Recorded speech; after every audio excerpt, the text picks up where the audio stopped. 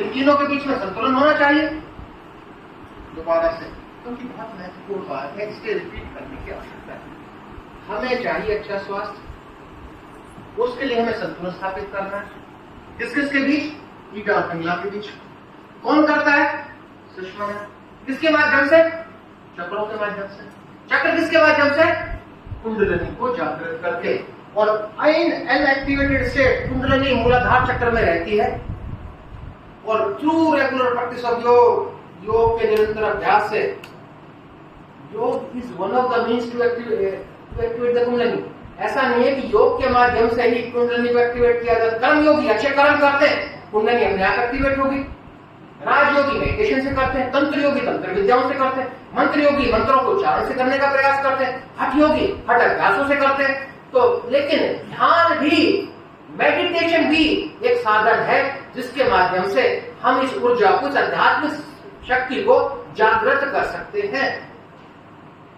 और inactivated state में, अजागृत अवस्था में कहां पर है? मूलाधार पर। और यहां से through regular meditation this starts activating Muladhara, Swadhisthana, Manipura, Anahata, Vishuddhi and Sahasrara that reaches to the vertex and self realization takes place, expansion of consciousness takes place, और that leads to rejuvenation। तो ये rejuvenation की प्रक्रिया इस प्रकार से घटित होती है। लेकिन आप कहेंगे कि सर ये कहाँ कर सकते? तो इस कुंडलिनी और ये शब्द सुनकर हमें आश्चर्यचकित नहीं होना चाहिए। थोड़े साक्ष्यों के आधार पर मैं बात करता हूँ। जो इनएक्टिवेटेड स्टेट में, अजागृत अवस्था में, kundalini resides at our sacral bone.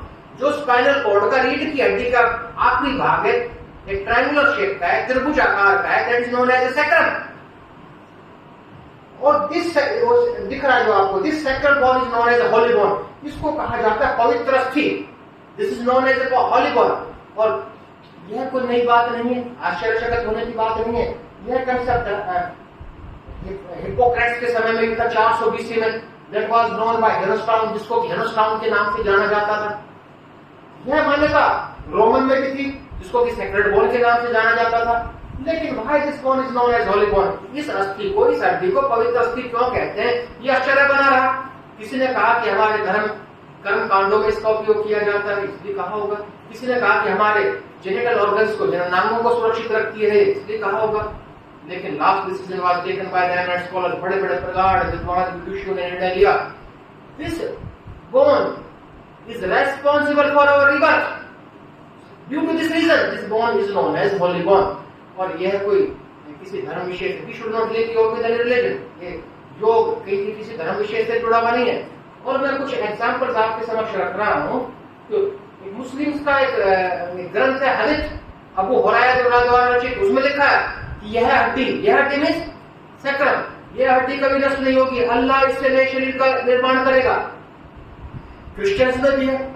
किसी दूसरे लिखने का तरीका अलग हो सकता है, प्रस्तुतिकरण का तरीका अलग है, बट लेकिन यह कंसेप्ट ईसाइयों में भी कंसेप्ट है, हिंदुओं में भी कंसेप्ट है। और अगर हम इंडियन आइकनोग्राफी की, भारतीय प्रतिमा विज्ञान की बात करें, उसमें भी है। और ये कोई आर्टिकल किसी एक लेख छपा था Journal of American Medical Association, और Journal of American Medical Association में कोई शोध पत्र प्रकाशित होता है तो बिना एक हल्का शोध पत्र प्रकाशित नहीं होता। That was written by Oscar Sugar in the year 1982, 1982 में एक प्रकाशित हुआ था।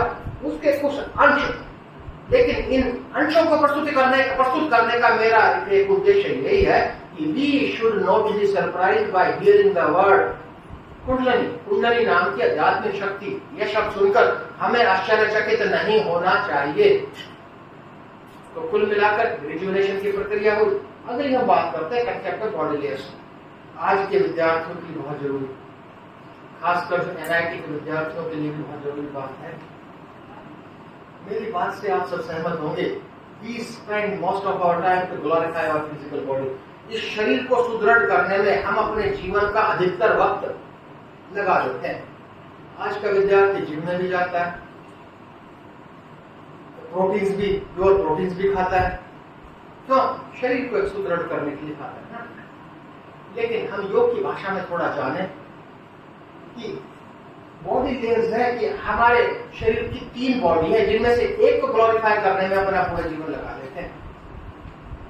और पहली है फिजिकल बॉडी, जिसको स्थूल शरीर जो दिखाई दे रहा है, हम सब का स्थूल शरीर है, इसी को ग्लोरीफाई करते हैं, इसको पुष्ट बनाने में हम लगे रहते हैं।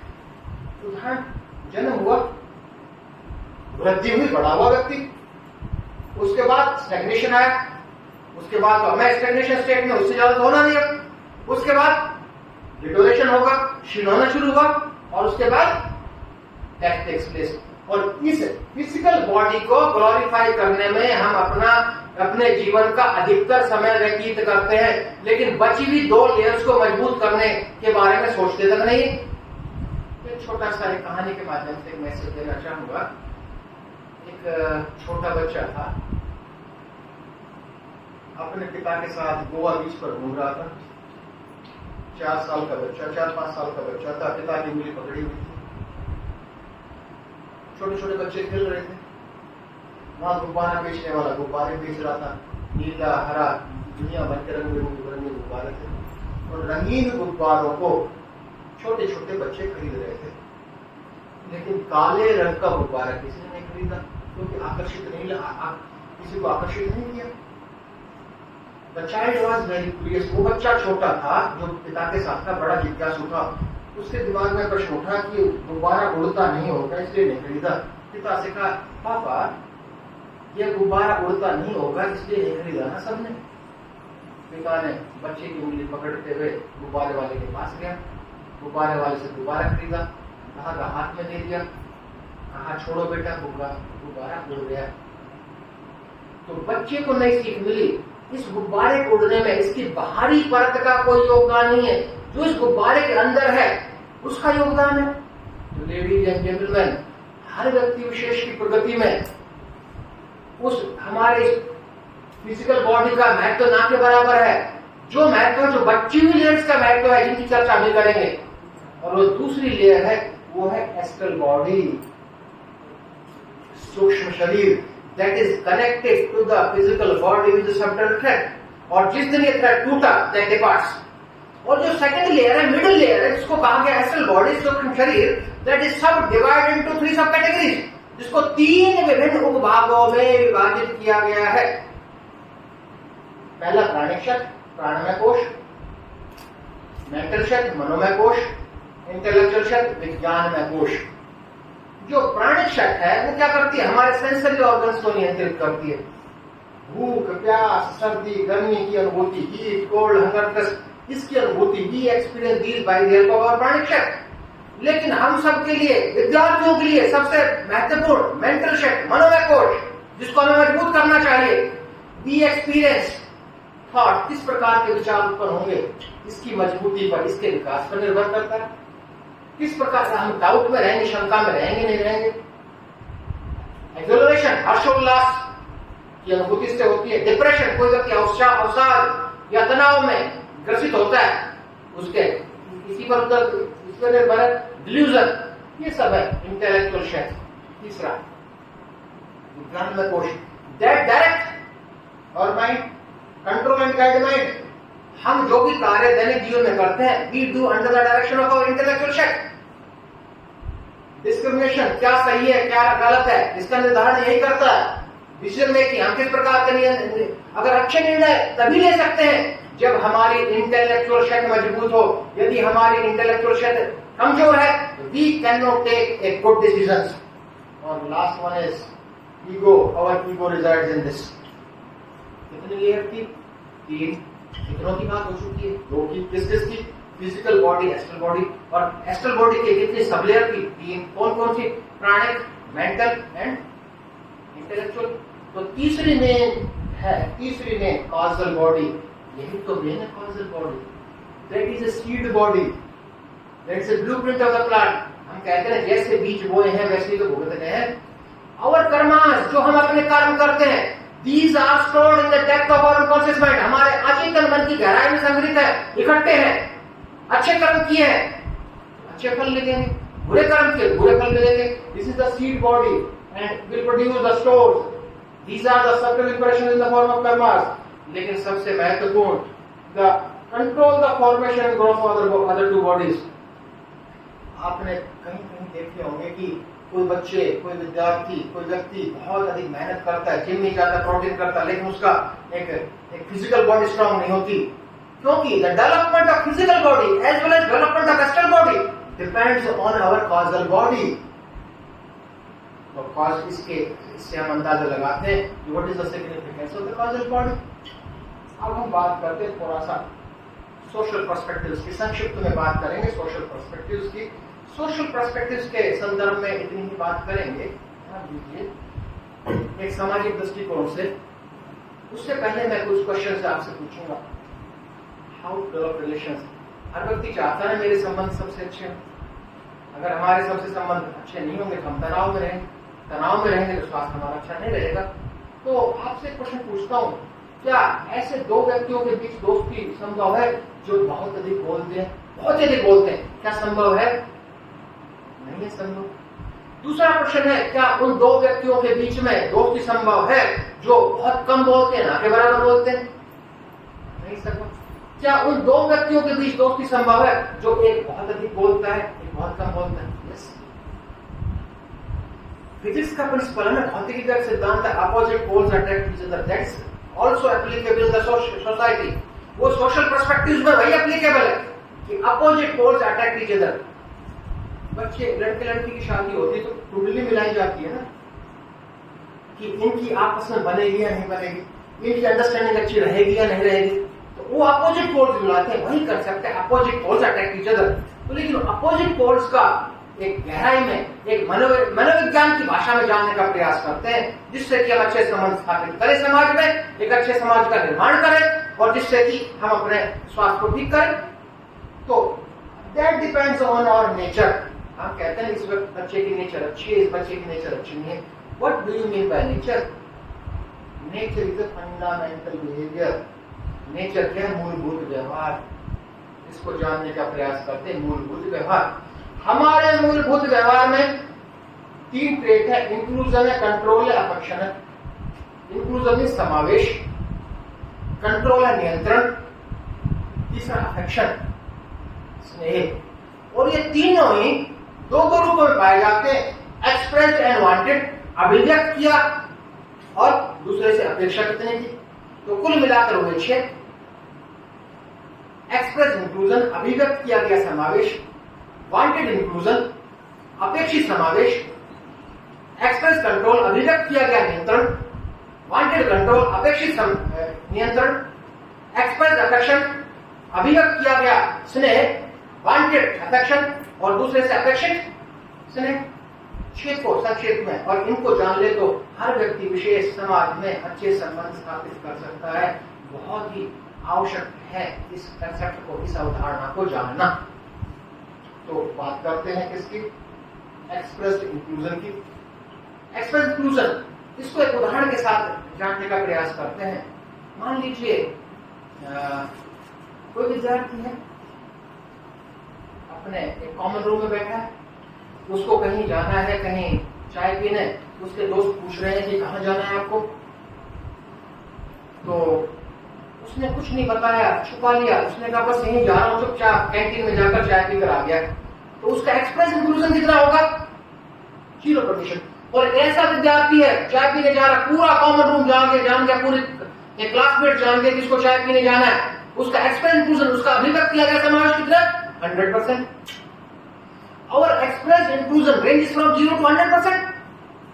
मान लीजिए दूसरा उसका दोस्त है, यदि उसका वांटेड इंक्लूजन 0% है, तो जो पहले एग्जाम्पल में बिना बताया गया था, झूठ बोलकर गया था, तब भी वो अच्छा लगेगा और उसके दिमाग में विचार उत्पन्न होंगे कितना अच्छा मेरा दोस्त है, काम से काम रखता है। यदि उसका वांटेड इंक्लूजन 100% होगा तो वही व्यवहार उसको बुरा लगेगा कि कितना स्वार्थी है, झूठ बोलता है, और वो चाय पिलाने का आग्रह करता है। यदि उसका 0% है तो भी विचार उत्पन्न होंगे, जरूर मुझसे कोई काम होगा, नहीं है क्या किसको चाय पिला सकता है। तो वही गतिविधि किसी व्यक्ति विशेष के लिए अच्छी हो सकती है, वही गतिविधि किसी व्यक्ति विशेष के लिए अच्छी नहीं हो सकती। तो कुल मिलाकर निष्कर्ष, conclusion is we have to adjust our wanted inclusion as per the express inclusion of an individual. हमें अपना अपेक्षित समावेश का अनुकूलन करना होगा, ढालना होगा दूसरे द्वारा अभिव्यक्त किए गए समावेश से। तो दूसरे की बात करते हैं, कंट्रोल के, नियंत्रण के। हर व्यक्ति चाहता नियंत्रण, कौन नहीं चाहता? हर व्यक्ति चाहता नियंत्रण। नियंत्रण भी कितने प्रकार का होगा? दो, एक्सप्रेस्ड और वांटेड। क्लासरूम एग्जाम्पल लेते हैं। आप विद्यालय में पढ़ते थे, तो कोई विद्यालय में पढ़ते हैं या पढ़ते थे, तो कोई टीचर ऐसे भी आपने देखे होंगे, अध्यापक हल्का सा लड़का हिलता भी था तो भी सीधे बैठे तो हिल रहे हो। और कुछ ऐसे टीचर्स भी देखे होंगे कि विद्यार्थी कुछ भी करें लेकिन उनको तो केवल पढ़ाने से मतलब है। तो जो बहुत स्ट्रिक्ट थे, इसका मतलब एक्सप्रेस कंट्रोल 100% है, और जो एक लिबरल टीचर्स है उनका एक्सप्रेस कंट्रोल कम है, मान लीजिए 0% है। यदि विद्यार्थी का, आपका यदि वांटेड कंट्रोल 100% होगा तो टीचर की डांट भी अच्छी लगेगी। यदि आपका वांटेड कंट्रोल 0% होगा तो टीचर की डांट पर आपको गुस्सा आएगा कि बेइज्जती कर देते हैं कहीं भी मेरी। तो वही व्यवहार हर व्यक्ति विशेष के समान नहीं है। और उसी प्रकार से स्नेह है। स्नेह हर व्यक्ति चाहता भी है, अभिव्यक्ति भी करता है और अपेक्षा भी करता है। मान लो कि आपकी शादी तय हुई, अपने अध्यापक के पास गए और आपकी लय थी, sir my marriage has been fixed, मेरी शादी तय हो गई, आप मेरे आदरणीय, आपको आना ही आना, आपके बिना शादी नहीं होगी। तो आपका जो एक्सप्रेशन था कैसा था? 0%। और दूसरी तरफ, sir my marriage has been fixed, sir मेरी शादी तय हो गई है, प्लीज क्योंकि मेरे आदरणीय आना। आपका एक्सप्रेस अफेक्शन कितना है? 100%।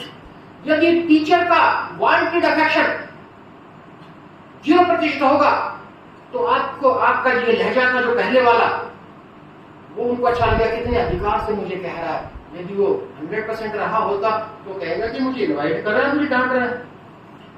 सेम बिहेवियर में भी positive for someone, same behaviour में भी नेगेटिव फॉर समवन।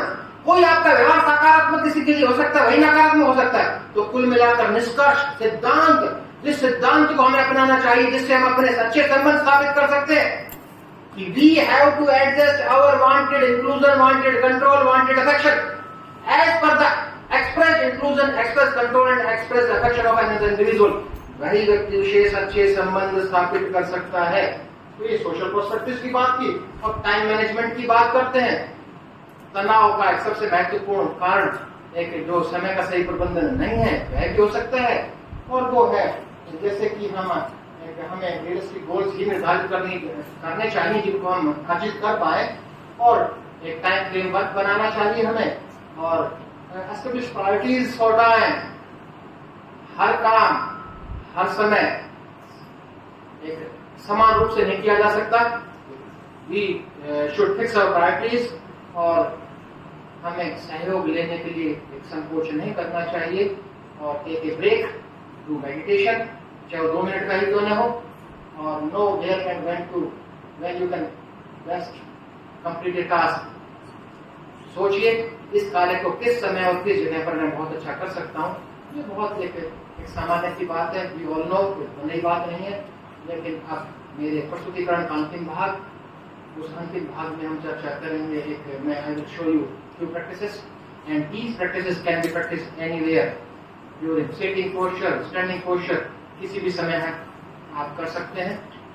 तो फर्स्ट वन इज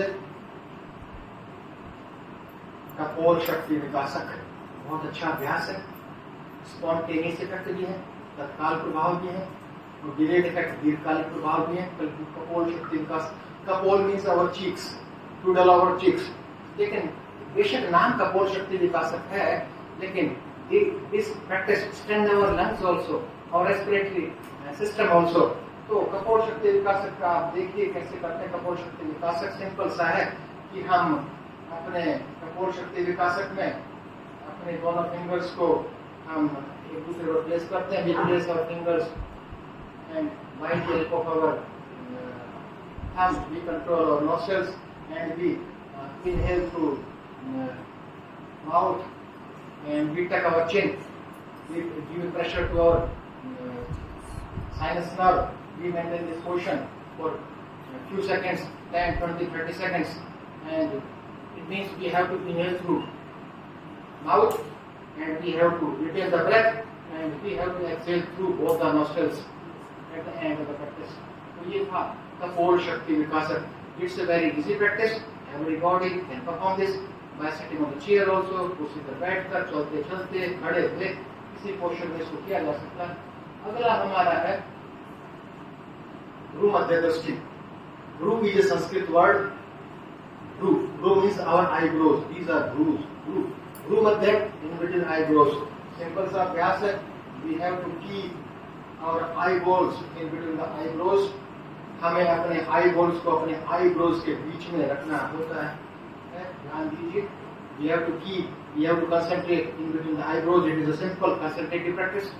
Meditation से पहले it is suggested by the scholars, जो बड़े बड़े प्रगाढ़ विद्वान विदुषी योग के क्षेत्र के दिग्गज हैं, उन्होंने सिखाया, उन्होंने बताया है कि हमें ये अभ्यास करने चाहिए मेडिटेशन से पहले, प्राणायाम से पहले। नसाग्रा दृष्टि, नसाग्रा is also a Sanskrit word. नसाग्रा भी एक संस्कृत शब्द है। नसाग्रा means our nose tip, keeping the eyeballs on the nose tip. This is known as the nasagra dೃಷ್ಟಿ. We have to keep our eyeballs on our nose tip. It is very simple to perform. It is a concentrative practice. These comes in the category of a micro practices. एक सूक्ष्म व्यायामों की श्रेणी में है। अगला है अनुलोम विलोम प्राणायाम। तो जानते हैं अनुलोम विलोम, श्वास लेते हैं, रोकते हैं, छोड़ते हैं। You have to follow a sequence. Left से लेना है, राइट से छोड़ना है, राइट से लेना है, लेफ्ट से छोड़ देना है। अगला अभ्यास हो सकता है प्रोग्रेसिव मसल रिलैक्सेशन।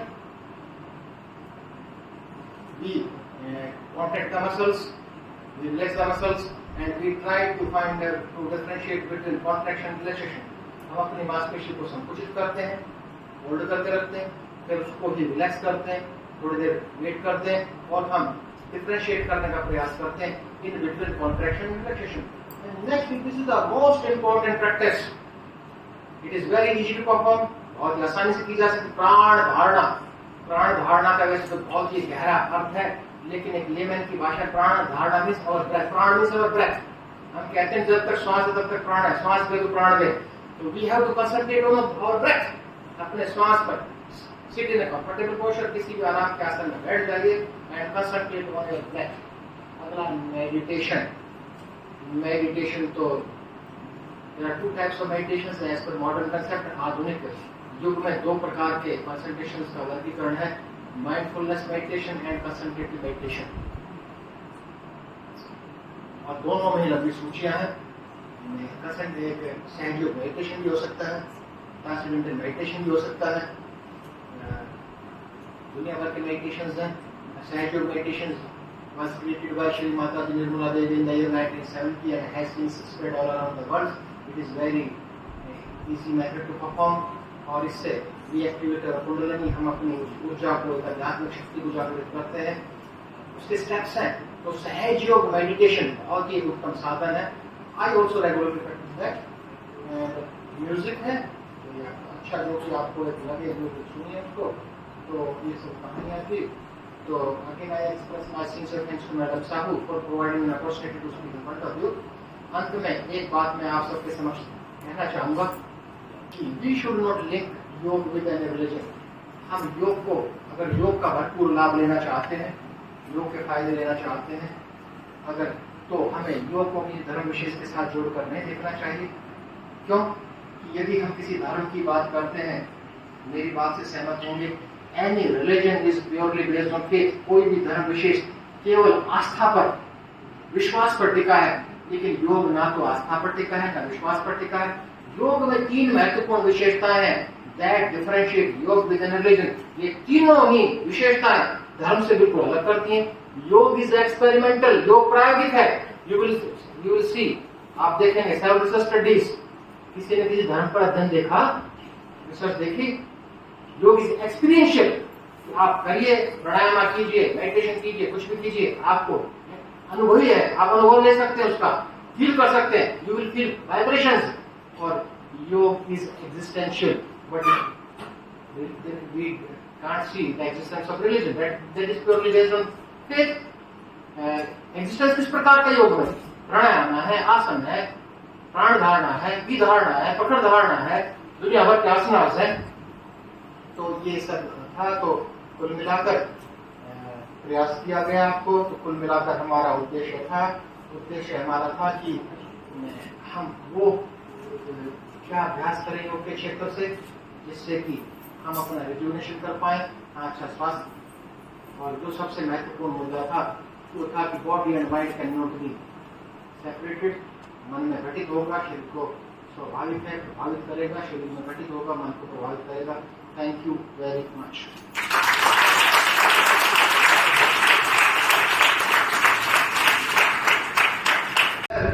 और सबसे अच्छी बात है, जिस जर्नल, जिस शोध पत्रिका में आर्टिकल पब्लिश हुआ, प्रकाशित हुआ, वो पबमेड सेंट्रल और पबमेड में इंडेक्स है।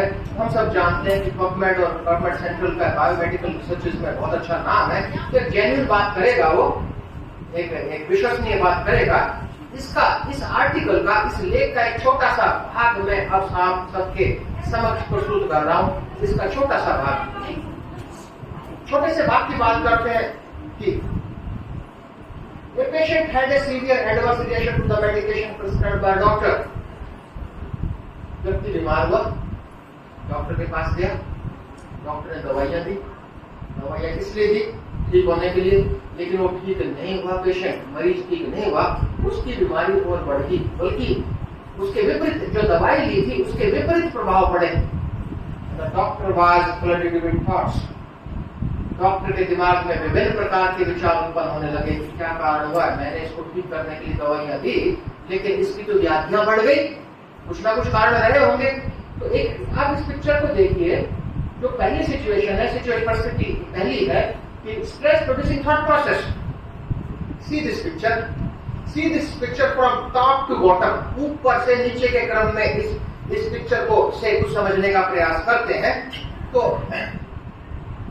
अजम्पशन था डॉक्टर का, हर व्यक्ति, हम सब अपनी मान्यताएं रखते हैं, जीवन में अजम्पशन रखते हैं। तो डॉक्टर की भी कुछ मान्यता थी, डॉक्टर की भी कुछ अजम्पशन थी। डॉक्टर की अजम्पशन क्या थी, सामने लिखा, I must be perfect all the times, I never do mistakes, कि मैं परफेक्ट हूं, मैं निपुण हूं, मैं बहुत अच्छा डॉक्टर हूं, मैं कभी गलती कर ही नहीं सकता। इस प्रकार का सोच था डॉक्टर का, इस प्रकार की मान्यता थी डॉक्टर की। And doctor committed an error, doctor से गलती हुई। गलती क्या हुई, दवाई गलत दे दी। तो उसके बाद क्या हुआ, एक्सप्लेनेशन टेक्स प्लेस, और उसके बाद feelings I, I should have known, मुझे पता होना चाहिए था, मैं आई एम इनकम्पिटेंट, मैं तो असक्षम हूँ। इस प्रकार के विचार उत्पन्न होने लगे और फिजिकल सिम्टम्स अपीयर हुए, हेडेक हुआ, doctor was full of shame, वो शर्म से भर गया। और उसके बाद बिहेवियर चेंज हुआ, व्यवहार में भी परिवर्तन हुआ। डॉक्टर ब्लेम्ड अवॉइडेंस, और उसने अल्कोहल, शराब पीनी शुरू कर दी। तो ये कहानी थी, ये सिचुएशन थी कि जो कि किस आधार पर थी, किस प्रकार के विचार उत्पन्न हुए थे, स्ट्रेस प्रोड्यूसिंग थॉट्स, कि ऐसे विचार उत्पन्न हुए, ऐसे विचारों की प्रक्रिया घटित हुई जो तनाव उत्पन्न करते हैं। सिचुएशन इज सेम, परिस्थिति समान है। एक दूसरा एग्जाम्पल है, and this example comes under the category of process of realistically evaluating thoughts, एक मूल्यांकन पूर्ण विचारों की प्रक्रिया पर आधारित बात। Situation same, see this picture, please see this picture from bottom to top. इस पिक्चर को नीचे से ऊपर के क्रम में आप देखिए। हेल्दी अजम्पशन, वहां क्या था अजम्पशन, वो पहला जो स्ट्रेस प्रोड्यूसिंग थॉट प्रोसेस था, उसमें अजम्पशन क्या था कि मैं कभी गलती कर ही नहीं सकता, मैं निपुण हूं, मैं परफेक्ट हूं। लेकिन यहां पर मान्यता क्या है, I am not perfect, I sometimes can make mistakes, कि मैं पूरी तरह से निपुण नहीं हूं, मैं भी, क्योंकि I am a human being, every individual is bound to have some error. प्रत्येक व्यक्ति विशेष की बाध्यता है कि वो त्रुटियां कर सकता है, गलतियां कर सकता है। तो डॉक्टर सोचता था मुझसे हो सकता है गलतियां, उस प्रकार की मान्यता वो रखता। कैसी मान्यता है, कैसी अजम्पशन है, this comes under the category of healthy assumption. ये जिस वर्ग में आएगी, हेल्दी अजम्पशन की श्रेणी में होगी। और लेकिन डॉक्टर से गलती हुई, डॉक्टर ने गलती की, गलती क्या की, दवाई गलत थी। उसके बाद क्या हुआ, फीलिंग शुरू हुई कि I am uncomfortable, but that doesn't mean I am incompetent. उससे गलती हुई है, गलती हर व्यक्ति विशेष से होती है। इसका अर्थ यह नहीं हुआ कि मैं एक अच्छा डॉक्टर नहीं हूं, मैं सक्षम नहीं हूं। उसके बाद फिजिकल सिम्टम्स अपीयर हुए, लेकिन डॉक्टर ने फोकस किया, अपने मन को एकाग्र किया, और क्या किया उसके बाद उसका बिहेवियर भी चेंज हुआ। लेकिन उसने अपने सहयोगियों से हेल्प ली और उस मरीज को ठीक कर दिया। सिचुएशन देखिए, ध्यान से देखिए, सिचुएशन सेम थी, दो विभिन्न प्रकार के विचारों की प्रक्रियाएं हुई, एक तनाव उत्पन्न करती थी, एक तनाव उत्पन्न नहीं करती थी। इस उदाहरण के आधार पर हम कुछ निष्कर्ष निकालते हैं जो कि बहुत महत्वपूर्ण है कि नेगेटिव थॉट्स कैन डिटोरेट, नकारात्मक विचारों की प्रक्रिया नकारात्मक विचार क्षीण करते हैं। किस किस को क्षीण करते हैं, किस किस को डिटोरेट करते हैं? वो क्षीण करते हैं पर्सन्स मेंटल हेल्थ, हमारे मानसिक स्वास्थ्य को खराब करते हैं, ये हम मान लें, जान लें। दूसरा, दैट डिटोरेट और फिजिकल हेल्थ, हमारे शरीर पर भी नकारात्मक प्रभाव छोड़ते हैं और हमारे जो प्रोफेशनल रिलेशनशिप है, हमारे जो व्यवसायिक संबंध है, उन पर भी प्रभाव डालते हैं। और उसके साथ साथ हमारे पर्सनल, हमारे व्यक्तिगत संबंध है, हस्बैंड वाइफ की बात करें, चाहे हम पेरेंट और चिल्ड्रन की बात करें, बच्चों और अभिभावकों की बात करें, सबको प्रभावित करता है। और जो एक सबसे महत्वपूर्ण जो एक प्रभाव पड़ता है, बहुत ही खतरनाक प्रभाव पड़ता है, वो है डिसीजन मेक, जो टेकिंग एबिलिटी है, निर्णय लेने की क्षमता है, उसको प्रभावित करते हैं। और अंत में हमारा व्यवहार, हम कभी कहते हैं जीवन में कि ये व्यक्ति बड़ा व्यवहार कुशल है, इसका मतलब उसका मेंटल हेल्थ ठीक है। हम कहते हैं कि व्यक्ति व्यवहार कुशल नहीं है, it means the individual is lacking in one dimension that is known as mental health. तो ये विचारों की प्रक्रियाओं को हमने जान लिया और यह भी जान लिया कि विचारों की प्रक्रिया ठीक नहीं हुई तो उसके नकारात्मक प्रभाव क्या क्या पड़ सकते हैं, उसको भी हमने जान लिया। तो जैसे मैं पहले बता चुका हूं कि इस पूरे प्रस्तुतिकरण को 7 विभिन्न भागों में बांटा गया है, जिससे कि मैं अपनी बात को आप तक ठीक प्रकार से पहुंचा पाऊं। 2 बातें हमने की। पहला तो हमने स्वास्थ्य को जानने का प्रयास किया और उसमें उसके एक आयाम को थोड़ा और जानने का प्रयास किया, मेंटल हेल्थ को, जो कि निष्कर्ष में हम कह सकते हैं कि व्यक्ति और वातावरण के बीच में जो एक संतुलन है, वही एक मेंटल हेल्थ, अच्छी मेंटल हेल्थ के लिए उत्तरदायी है। और दूसरे भाग में हमने चर्चा की कि हमारे नकारात्मक और सकारात्मक विचारों की प्रक्रिया कैसे घटित होती है, उनके क्या प्रभाव। इन दोनों भागों के बाद after discussion of these 2 parts I will proceed to the next part. तीसरे भाग की तरफ चलते हैं कि body mind connections. Body mind connection, शरीर और मस्तिष्क के बीच में लिंक क्या है, शरीर और मस्तिष्क के बीच में क्या किस प्रकार के लिंक है, उसकी बात करेंगे। बात हो चुकी है, शुरू में मैं बता चुका हूं आपको कि body and mind can not be separated, शरीर और मन को पृथक नहीं कर सकता कोई भी व्यक्ति विशेष। Both are interrelated, both are interlinked. लेकिन अब थोड़ा सा एक वैज्ञानिक भाषा में बात करते हैं तो ये कनेक्शंस हैं, ये 2 प्रकार के हैं। पहला है ऑटोमेटिक, स्वचालित, वो कनेक्शन होगा लेकिन हम रोक नहीं सकते। और ऑटोमेटिक की भी 2 प्रकार की डायरेक्शंस हैं कि automatic mind body, something takes place in the mind that is the body, कि मन में कुछ हुआ और हमारे शरीर को प्रभावित कर डाला। और second one is automatic body mind, शरीर में कुछ घटित हुआ, उसने हमारे मन को प्रभावित किया। दोनों डायरेक्शंस होंगे। और दूसरा है डेलिब्रेटेड, स्वेच्छा से हम स्वेच्छा से कुछ गतिविधियां करते हैं और उसके भी 2 उपभाग हैं। There are 2 sub classes.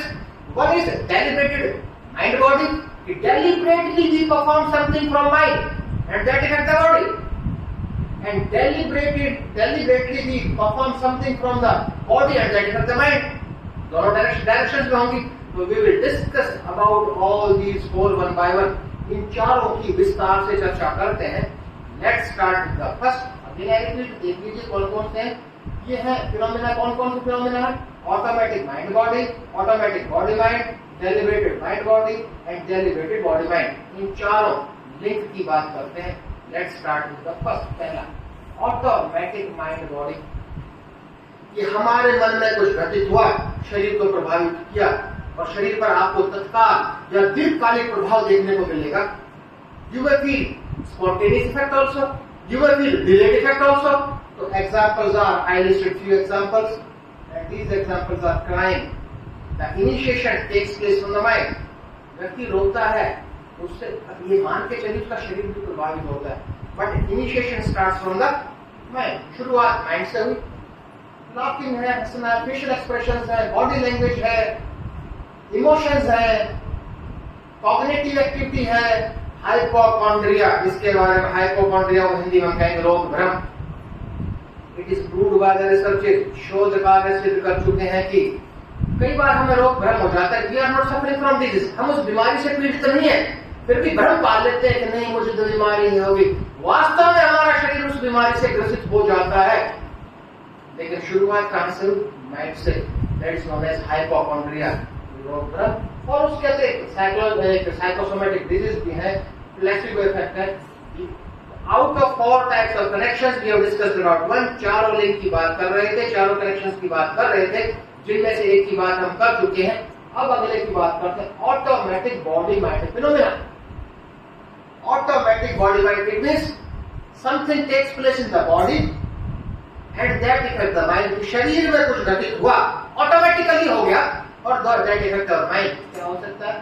Physical pain and physical pleasure, दो है इसके ऊपर। फिजिकल पेन, शरीर में कुछ पेन होगा, ये तो हम स्वाभाविक फील भी करते हैं। शरीर में किसी प्रकार का दर्द होगा तो हमारे माइंड पर तो नकारात्मक प्रभाव पड़ना ही है।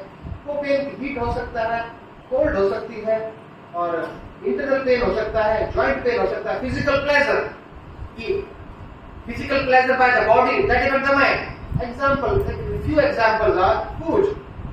वी टेक फूड फिजिकली, एक शारीरिक रूप से, भौतिक रूप से हम भोजन ग्रहण करते हैं। अच्छा भोजन है तो हमारा माइंड फ्रेश रहता है, हम संतुष्ट रहते हैं।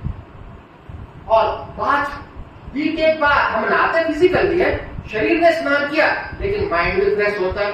तो ये दीज आर द एग्जांपल, ये एग्जांपल्स है। अब तीसरे की तरफ बढ़ते हैं, डेलिब्रेटेड माइंड बॉडी एक्सप्रेशंस। कि deliberately we perform something from the mind and that affect the body।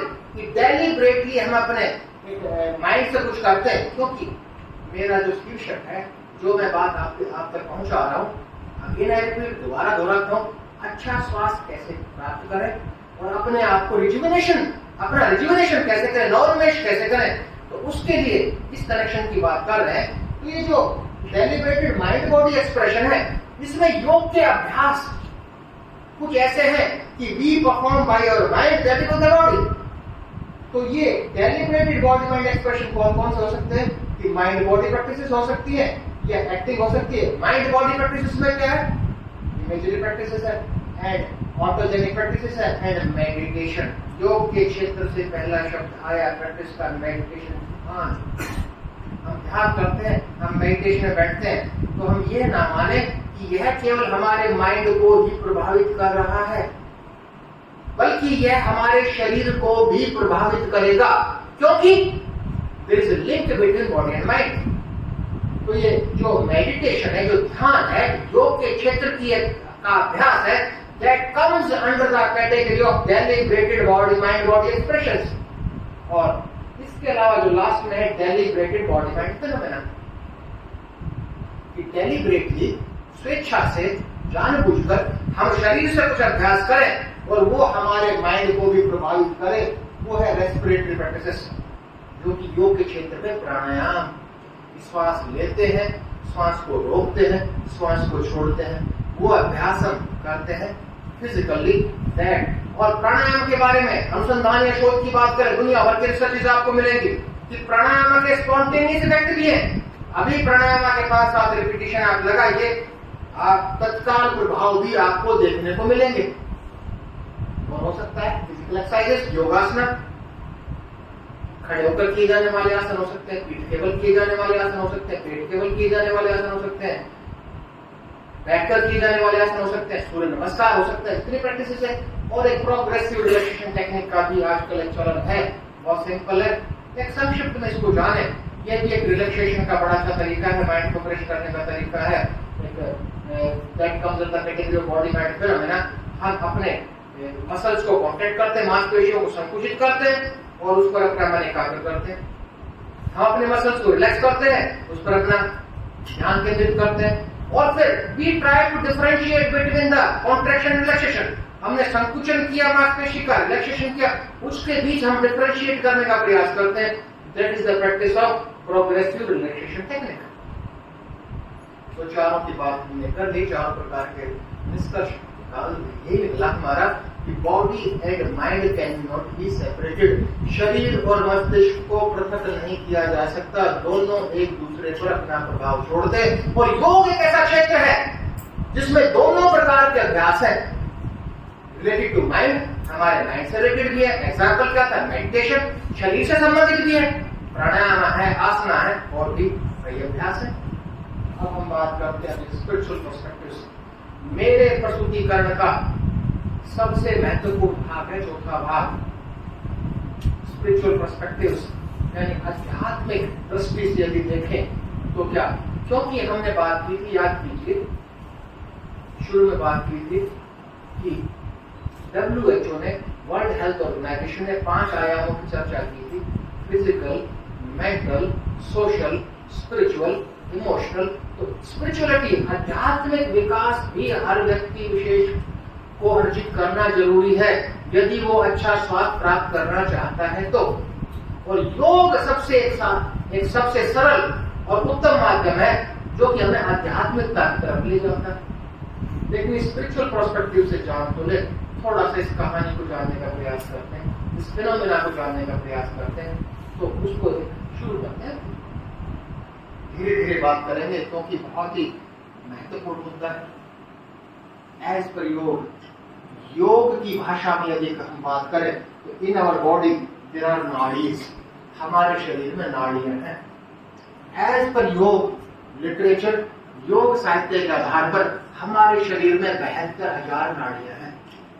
Then the question arises, what are these नाड़ी? की नाड़ियां हैं क्या? हम सब सर्कुलेट रक्त संचार तंत्र को जानते हैं ना, जहां से रक्त प्रवाह करता है। रक्त नालिकाएं, आर्टरीज हैं, वेन्स हैं, आर्टियोल्स हैं, वेन्यूल्स हैं, इनस कैपिलरीज हैं। क्या उसके साथ साथ एक पैरेलल सिस्टम भी कार्य करता है जो कि कहा जाता है द सिस्टम ऑफ नाड़ी। बात हुई थी कि हम सब में एक जीवन शक्ति है, दैट्स नोन एज ए प्राण। वो प्राण शक्ति प्रवाह करती है, वो प्राण शक्ति प्रवाह करती है नाड़ियों से। तो इस प्राण शक्ति में जो कि नाड़ियों से प्रवाह करती है, तो इन 72,000 नाड़ियों में से 3 मुख्य हैं। पहली है ईडा नाड़ी, दूसरी है पिंगला नाड़ी और तीसरी है सुषुम्ना नाड़ी। There are 3 nadis. तीनों को जानने का प्रयास करते हैं। पहली ईडा नाड़ी। एक सामान्य भाषा में, इन लेमेन्स लैंग्वेज, एक आम आदमी की भाषा में हम कह सकते हैं ईडा नाड़ी मींस और लेफ्ट नॉस्ट्रिल। सबसे महत्वपूर्ण बात, this nadi is responsible for the functioning of our excretory system. यह नाड़ी हमारे उत्सर्जन तंत्र को नियंत्रित करती है। पासिंग ऑफ स्टूल ठीक नहीं है, पासिंग ऑफ यूरिन ठीक नहीं है, पासिंग ऑफ स्वेट ठीक नहीं है। उसका रूट कॉज है डिफेक्ट ऑफ ईडा नाड़ी। हमें डिफेक्ट कोई होता है तो हम डॉक्टर के पास जाते हैं, एंटीबायोटिक लेते हैं, लेकिन रूट कॉज को ठीक नहीं करते, वो रीअपियर होती है, दोबारा से उस रोग से हम पीड़ित होते हैं। तो और ये one is controlled by Ida, 2 are controlled by Pingala. वो अच्छा स्वास्थ्य अर्जित नहीं कर सकता। और ये दोनों आप गो टू योर पास्ट, अपने भूतकाल में जाइए। व्हेन वी बिकम इल, कभी बीमार पड़े होंगे, मान लीजिए बुखार चढ़, हर व्यक्ति विशेष को फीवर तो हुआ है, बुखार तो चढ़ा है। आप देखेंगे जब लाकर जान ले कि हमें अच्छा स्वास्थ्य प्राप्त करना है तो ईडा और पिंगला नाड़ी के बीच में संतुलन स्थापित करना होगा। और योग के माध्यम से बड़ी आसानी से किया जा सकता है। कैसे, थोड़ा और आगे जानते हैं। That takes place by the help of body chakras. नाड़ियों के बारे में बात हुई थी, दीज आर माइक्रो वेसल्स। अब एक और शब्द आया बॉडी चक्रास, ऊर्जा के केंद्र। Different types of energies are produced in our body. हमारे शरीर में विभिन्न प्रकार की ऊर्जा उत्पादित होती है। And in our body there are 7 energy centers from bottom to top. Muladhara, Swadhisthana, Manipur, Anahata, Vishuddhi, Agnya, Sahasrara, these are 7 chakras. और स्पेसिफिक पोर्शन की बात करें, मूलाधार चक्र situated at opening of anus or suprarenal gland, और जो दूसरा स्वादिष्ठान situated at our sexual organs, तीसरा है मणिपुर। अच्छा स्वास्थ्य प्राप्त करना है, और अच्छा स्वास्थ्य कैसे प्राप्त करना है? ईडा और पिंगला नाड़ियों के बीच में संतुलन स्थापित करने के लिए। और याद कीजिए वो संतुलन स्थापित कैसे किया जाएगा? वो करेगी तीसरी नाड़ी, कौन सी? सुषुम्ना। और सुषुम्ना नाड़ी किसके माध्यम से करेगी? इन चक्रों के माध्यम से। और ये चक्र किसके माध्यम से? कुंडलिनी के माध्यम से। तो नाड़ियों, चक्रों के बाद तीसरा शब्द भी हम सबके सामने, there is a third word after the discussion of Nadi and chakras. There is a third word. The third word is Kundalini. Kundalini is a spiritual energy. आध्यात्मिक शक्ति है। We all are born with this spiritual energy. हर व्यक्ति विशेष इस आध्यात्मिक शक्ति के साथ पैदा हुआ है, लेकिन हिडन है। We can by yogic practices, योग का अभ्यास से we can activate this energy. हम इस एनर्जी को एक्टिवेट कर सकते हैं। तो ये यदि हम किसी भौतिक पदार्थ से इसकी तुलना करें तो न उनकी कभी मृत्यु होती है, न उनको कभी बुढ़ापा आता है, न ही उनको कोई बीमारी चढ़ती है। यहाँ प्रश्न उठता है कि मृत्यु तो सबकी होनी है, ऐसा क्यों लिखा श्लोक में कि मृत्यु नहीं होती है? उसका कारण है यहाँ मृत्यु न होने का अर्थ है to become free from the cycle of birth and death, मोक्ष प्राप्त करना। तो ईशा उपनिषद में जो योग की महिमा के बारे में जो ये कहा गया है, इससे अच्छा है तो क्या बताया जा सकता है शायद नहीं। अब कहानी को शुरू करते हैं, आज की बात को शुरू करते हैं, जिसके लिए मुझे निर्देशित किया गया है कि योग फॉर हेल्थ एंड रिजुवेनेशन, योग के द्वारा अच्छा स्वास्थ्य और अपना नवोन्मेष। तो शुरू करते हैं।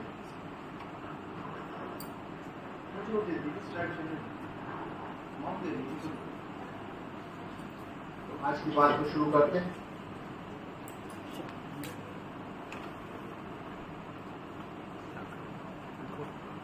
I divided this presentation, जो प्रस्तुतिकरण में आप सबके समक्ष प्रस्तुत कर रहा हूं, उसको 7 भागों में विभाजित किया गया है, मैं जिससे अपनी बात आप तक ठीक प्रकार से पहुंचा पाऊं।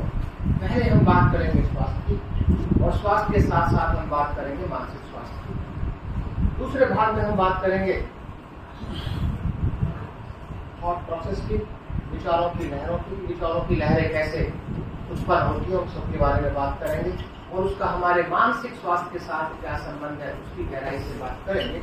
तीसरे भाग में हम बात करेंगे बॉडी माइंड कनेक्शन से। हम सब अपने मस्तिष्क में बैठा ले, we should keep in the entirety of the mind. Body and mind can not be separated. शरीर और मन को, शरीर और मस्तिष्क को पृथक नहीं किया जा सकता। मन में जो कुछ घटित होता है शरीर को जरूर प्रभावित करेगा, और जो शरीर में घटित होगा वो हमारे मन को जरूर प्रभावित करेगा। उस कनेक्शन की, उस लिंक की बात करेंगे।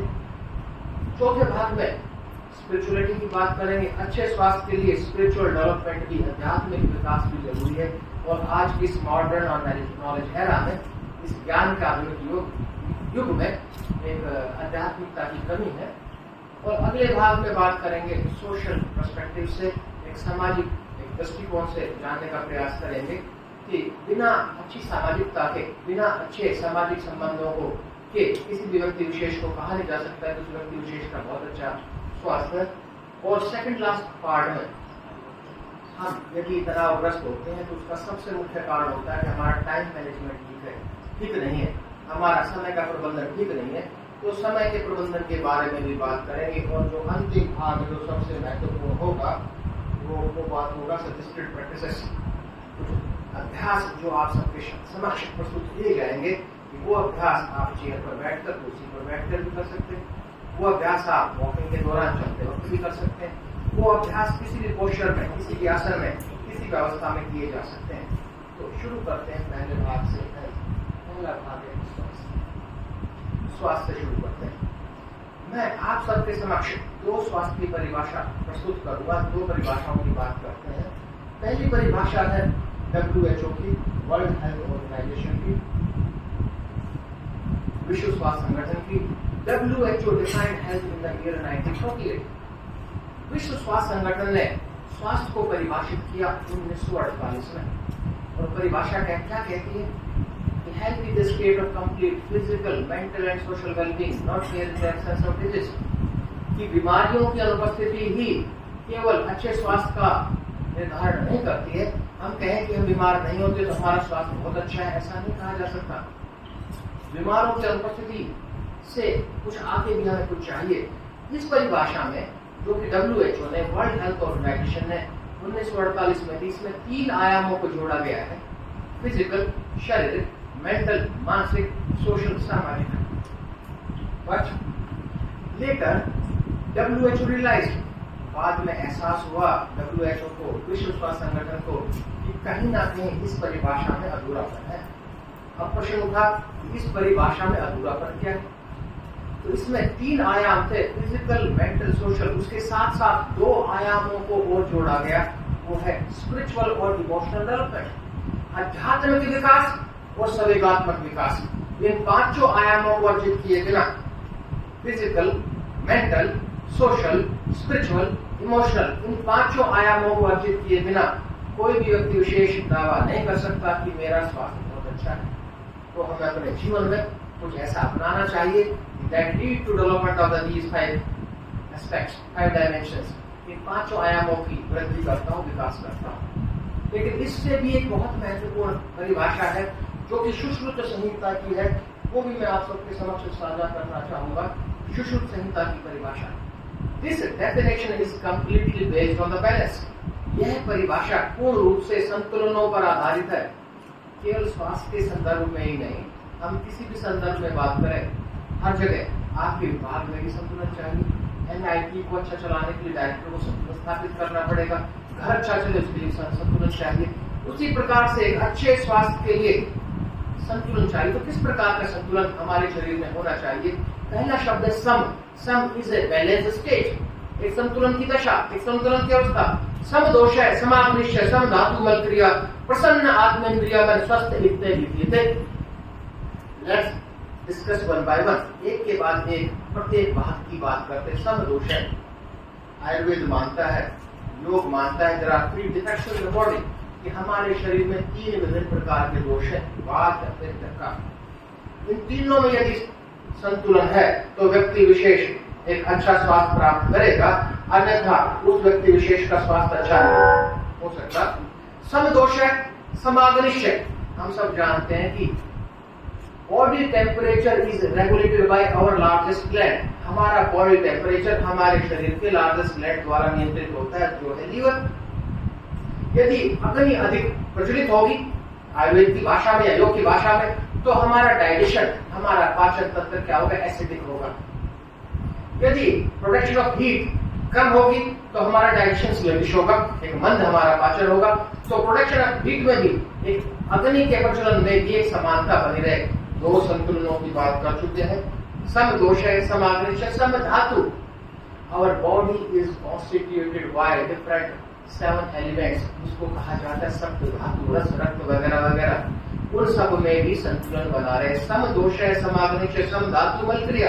हमारा एक्सक्रीटरी सिस्टम, हमारा उत्सर्जन तंत्र, पासिंग ऑफ स्टूल ठीक हो, पासिंग ऑफ यूरिन ठीक हो, पासिंग ऑफ स्वेट ठीक हो, नहीं तो शरीर में टॉक्सिक नेचर होगी किसी भी व्यक्ति विशेष की, यदि हमारा उत्सर्जन तंत्र ठीक से कार्य नहीं करेगा। तो जो कि अगला भाग है वो कि जो बहुत महत्वपूर्ण है और आज के इस आधुनिक ज्ञान के युग में इसकी कमी है।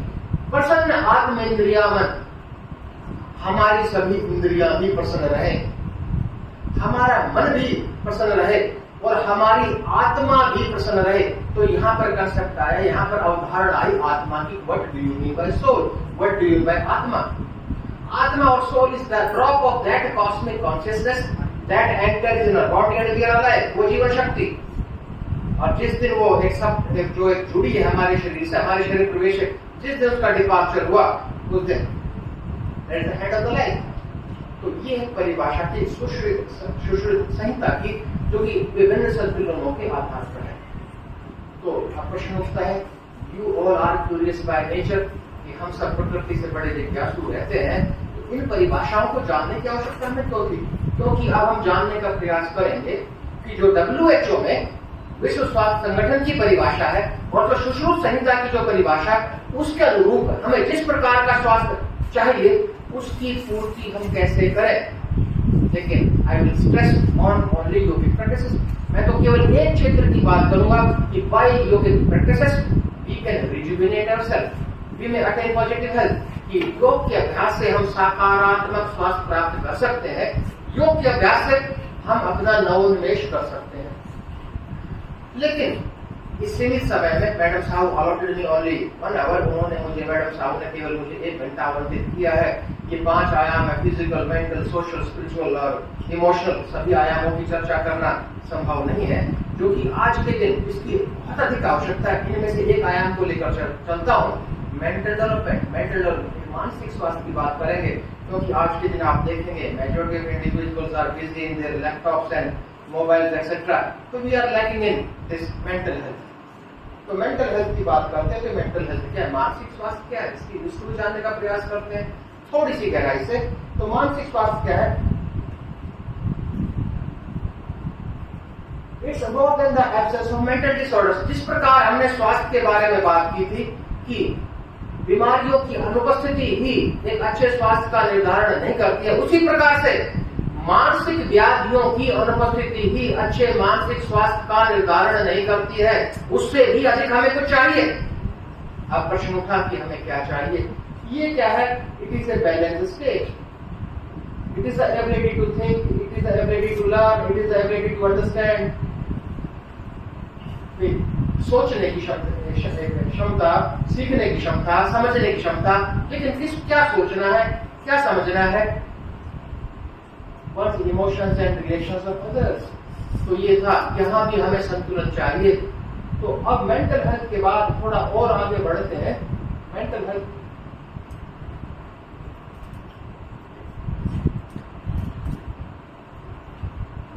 के बाद और आगे बढ़ते हैं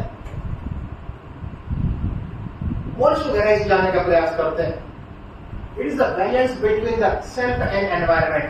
जो व्यक्ति विशेष स्वयं का संतुलन बाहरी वातावरण से बना लेता है, बनाने में सफल होता है, तो हम कहते हैं कि हाँ, उसका मानसिक स्वास्थ्य बहुत अच्छा है। If we are unable to maintain the balance between ourselves and the environment, it means we fails in the mental health. So there are several factors that play a vital role in maintaining this balance। इस मानसिक स्वास्थ्य को बनाने के लिए कोई एक कारक उत्तरदायी नहीं है। We should keep in the entirety of our mind। There are several factors, बहुत अधिक कारक हैं जो कि इसमें बहुत ही महत्वपूर्ण भूमिका निभाते हैं। अब प्रश्न उठा कि वो कौन कौन से कारक हैं, जिन कारकों को, जिन वेरिएबल्स को, जिन चरों को, जिन विशेषताओं को हमें विकसित करना होगा, वो है फिजिकल। तो योग के क्षेत्र में फिजिकली हम आसन करते हैं, प्राणायाम करते हैं, हम एक सूर्य नमस्कार करते हैं, दुनिया भर के हमारे पास अभ्यास है। Psychological factor also play vital role, और उसके साथ साथ सोशल फैक्टर, सामाजिक कारक की विस्तार से इसकी भी चर्चा करेंगे। और उसके बाद कुछ कल्चरल फैक्टर्स हैं जो हमारे सांस्कृतिक कारक हैं, वो भी हमारे मानसिक स्वास्थ्य को प्रभावित करते हैं। और जो कि बहुत महत्वपूर्ण है, spiritual factors also play a vital role. लेकिन हम मान लें, थोड़ा सा जान लें कुछ लक्षणों को। We should have an idea about symptoms. उन लक्षणों को जान लें, उन लक्षणों के आधार पर हम कह सकते हैं कि हो सकता है कि हमें किसी भी प्रकार का हो सकता है कि मानसिक व्याधि उत्पन्न हो रही है। It is not possible to list all, एक सभी की सूची, लेकिन फिर भी मैं तेजी से आप सबके समक्ष प्रस्तुत करता हूँ। ईटिंग टू मच, यदि कोई व्यक्ति विशेष बहुत अधिक खाता है, एक कारण हो सकता है कि उसका मानसिक स्वास्थ्य ठीक नहीं है। दूसरा, स्लीपिंग टू मच, नींद अच्छी आना बहुत अच्छी बात है, लेकिन आवश्यकता से अधिक नींद आना, आवश्यकता से अधिक सोना, वो भी एक अच्छे मानसिक स्वास्थ्य के लक्षण नहीं है। और इन दोनों के विपरीत, ईटिंग टू लिटिल, भूख नहीं लगना, बहुत कम खाना, या स्लीपिंग टू लिटिल, नींद नहीं आना, दोनों ही, बहुत अधिक नींद आना भी कारण है, एक लक्षण है, और कम नींद आना भी इंसोम्निया जिसका है। हैविंग लो और नो एनर्जी, हम अपने आप को यदि ऊर्जा विहीन महसूस करते हैं, if we feel low energy, in that case we can say we are suffering from some mental disorder, suffering with unexplained pain. We suffer from a pain, but the root cause is not identified। उसका जड़ कारण क्या है, उस pen का कारण क्या है, उस दर्द का कारण क्या है, उससे हम अनभिज्ञ रहते हैं, उसका हमें पता नहीं चलता है। तो वो भी एक कारण हो सकता है। अगला, फीलिंग हेल्पलेस, हम आपको असहाय, अपने आप को असहाय महसूस करते हैं, होपलेस, आशाविहीन महसूस करते हैं। और इसके अतिरिक्त कंफ्यूज, हम हमेशा शंकित रहते हैं, कंफ्यूज रहते हैं, वो भी एक कारण हो सकता है। और हमें भूलने की बीमारी है, हम भूल जाते हैं बार बार, वो भी एक कारण हो सकते हैं मानसिक स्वास्थ्य के। एंग्री, छोटी छोटी बातों पर यदि हमें गुस्सा आता है, वो भी एक कारण हो सकता है। अपसेट, हमारा मूड स्विंग होता है, अपसेट हो जाते हैं, कभी हम इस ब्रह्मांड के सबसे प्रफुल्लित व्यक्ति बन जाते हैं, कभी इस संसार के सबसे दुखी व्यक्ति बन जाते हैं। हमारा मूड स्विंग यदि बहुत अधिक होता है, वो भी कारण हो सकता है। हम चिंतित रहते हैं, हम डरे रहते हैं, पानी से भी डर लगता है हमें एयर जर्नी में भी, एक वायु यात्रा में भी हमें डर लगता है। इस प्रकार ये सभी लक्षण है हमारे। और unhealthy relations with the family members and friends, हम अपने दोस्तों के साथ बहुत अच्छे संबंध नहीं रख पाते हैं, अपने परिवार के सदस्यों के साथ बहुत अच्छे संबंध नहीं रख पाते हैं, और उसके मूड स्विंग्स की बात हो चुकी है, unable to stop the world in mind. इस ब्रह्मांड में यदि व्यक्ति के रूप में, ह्यूमन बीइंग के रूप में यदि हमने जन्म लिया है तो हमारा मन इधर उधर भटकेगा ही, लेकिन हर व्यक्ति विशेष में मन को एकाग्र करने की क्षमता है। यदि वो प्रयास करे तो we can stop the wandering mind. If we are unable to stop the wandering mind, जो हमारा ध्यान इधर उधर भटकता है उसको हम यदि एकाग्र नहीं कर पा रहे हैं तो भी एक बहुत बड़ा लक्षण है हमारा मेंटल हेल्थ का। Thinking of harming yourself and others, स्वयं को नुकसान पहुंचाने का प्रयास करते हैं, दूसरे को नुकसान पहुंचाने का प्रयास करते हैं, और एक अंतिम है inability to perform daily task. We all are from academic pursuits. हम कहीं ना कहीं किसी ना किसी पेशे से जुड़े हैं, हम शैक्षणिक पेशे से जुड़े हैं, और हर व्यक्ति विशेष का अपने पेशे के प्रति एक कार्य है और उसकी लगन भी रहती है उसकी। यदि we are unable to perform our daily task, यदि हम जो हमारा दैनिक जीवन का कार्य ठीक से नहीं कर पाते हैं तो कहीं ना कहीं हो सकता है मानसिक व्याधि हो। अब दूसरे भाग की तरफ बढ़ते हैं, thought process and mental health. ये मेंटल हेल्थ और थॉट प्रोसेस, इन दोनों के बीच में क्या संबंध है? कि हमारे विचारों की प्रक्रिया जो घटित होती है वो हमारे मानसिक स्वास्थ्य को कैसे प्रभावित करती है। एक एग्जाम्पल के साथ, एक उदाहरण के साथ मैं आप सबके समक्ष स्पष्ट करने का प्रयास करूंगा। तो देखिए, ये छोटा सा एग्जाम्पल जो मैं आपके सामने रख रहा हूं, I have taken from a research article. इसको लिया गया है एक आर्टिकल से, challenging and changing self producing thinking.